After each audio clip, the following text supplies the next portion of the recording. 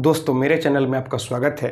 आज के इस वीडियो में मैं आप लोग को बताने वाला हूं कि अगर आप किसी को उधार पैसा देते हैं और आप यहां पर एग्रीमेंट नहीं बनवाते हैं, आप किसी स्टाम्प पेपर पर एग्रीमेंट नहीं करते हैं, बल्कि अगर आप एक सादे कागज़ पर ही एग्रीमेंट कर लेते हैं, तो फिर क्या इसका वैल्यू है? क्या कोर्ट इसे मानेगा?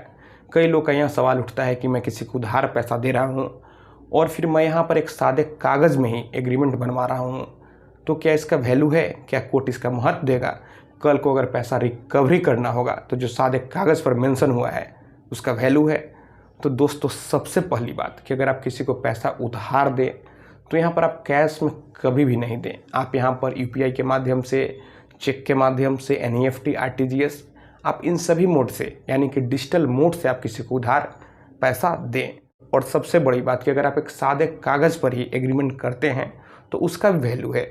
आपको यहाँ पर एक सादे कागज़ पर सारी बातों को क्लियर लिखना चाहिए और फिर दो विटनेस का, और यहाँ पर जो विटनेस होगा वह न्यूट्रल होगा। न्यूट्रल कहने का मतलब यह है न कि आपके पक्ष का, ना कि उनके पक्ष का, और यहाँ पर दोनों गवाहों का सिग्नेचर होना चाहिए, ताकि कल को अगर मामला कुछ इधर उधर होता है तो जो आपके विटनेस होंगे वे कोर्ट में आपके फेवर में गवाही देंगे, जो सही होगा वही गवाही देंगे। और यहाँ पर आप जिसे उधार पैसा देते हैं, आपको चाहिए कि आप उस व्यक्ति से यहाँ पर एक चेक ले लें। मेरा कहने का मतलब यह है कि अगर आप किसी को 2 लाख रुपए उधार देते हैं और अगर वह व्यक्ति प्रॉमिस करता है कि 6 महीने बाद वह 2 लाख रुपए आपका लौटा देगा, तो फिर 2 महीने बाद के डेट का आप उससे चेक ले लें और 2 लाख रुपए के अमाउंट का चेक ले लें। और जो आप एग्रीमेंट करते हैं उस एग्रीमेंट में आप जिक्र करवा दें कि बदले में 2 महीने बाद मैं इस चेक को क्लियर करूँगा। आप चेक नंबर मेंशन कर दें और आप उस चेक को क्लियरिंग में 2 महीने बाद या फिर 2 साल बाद जो भी यहाँ पर समझौता हुआ हो आप बैंक में लगा सकते हैं।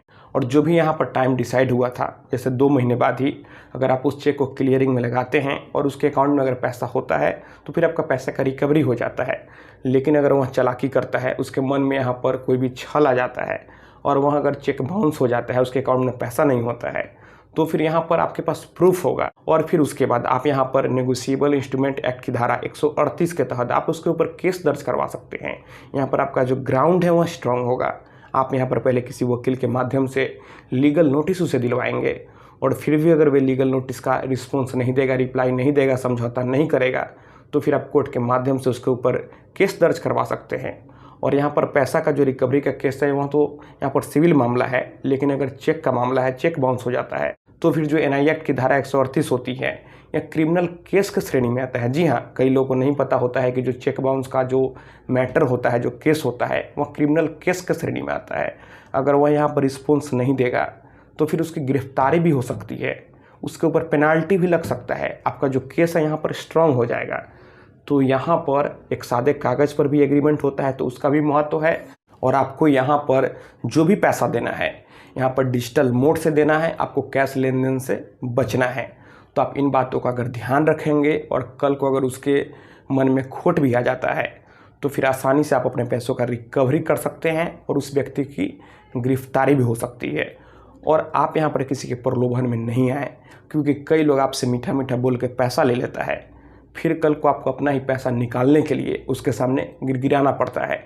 तो फिर आप सोच समझ कर ही किसी को पैसा दें, नहीं तो कल को आपका पैसा भी डूबेगा और आपको भी यहाँ पर कोर्ट का चक्कर लगाना पड़ेगा। और कल को अगर आप कोर्ट में जाते हैं तो आपको वकील का फी भी देना होगा। तो यहाँ पर आपका यहाँ पर इंटेंशन सही है, आप किसी का मदद करना चाहते हैं, लेकिन बदले में यहाँ पर आपको ही परेशानी हो जाती है। तो आपको सोच समझ कर ही पैसा किसी को देना चाहिए। तो दोस्तों मैं आशा करता हूँ आपको ये वीडियो पसंद आई होगी। अगर मन में कोई भी सवाल है तो आप बेहिचक नीचे कमेंट बॉक्स में कमेंट करें। और अगर आप हमसे बात करना चाहते हैं, आप हमसे जुड़ना चाहते हैं, तो फिर आप हमें इंस्टाग्राम पर फॉलो करें। मेरा इंस्टाग्राम पर वही यूज़र नेम है Pritesh1584। आप हमें वहाँ फॉलो करें, मैसेज करें। और अगर फ़ोन से बात करना है तो मैंने पहले ही अपना इंस्टाग्राम आईडी बता दिया, Pritesh1584। आप हमें वहाँ फॉलो करके हमसे अपॉइंटमेंट ले सकते हैं। तो दोस्तों आप इस वीडियो को अधिक से अधिक अपने दोस्तों और रिश्तेदारों में भी ज़रूर शेयर करें। हम लोग मिलते हैं अगले वीडियो में एक नए टॉपिक के साथ। तब तक आप अपना और अपने परिवार का ख्याल रखें।